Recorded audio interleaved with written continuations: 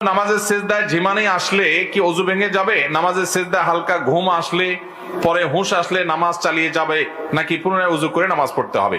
শুধু সেজদায় কেন, অনেক সময় দেখা যায় জুমার দিন বেশি হয়। জুমার দিন মানুষ দেখা যায় বসে বসে ওয়াজ শুনে, লম্বা ওয়াজ খুতবা এটা চলতে চলতে ঝিমাইতে ঝিমাইতে ঘুমাইতে ঘুমাইতে লাফ দিয়া ডানে বামে পড়ে যাওয়ার উপক্রম হয় কি হয় না? অনেকে একেবারে বড় করে পড়েও যায়।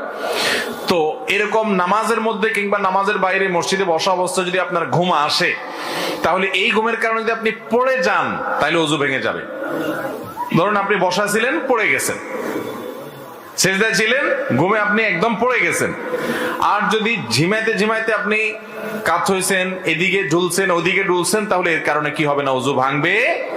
আর যদি হেলান দিয়ে কিছুর সাথে আরাম করে ঘুম দেন এবং সে হেলান দেওয়া জিনিসটা যদি সরায় ফেলায়, এমনি তো জাগ্রত মানুষকে সরায় ফেললে পড়ে যায়, সেটা ভিন্ন কথা।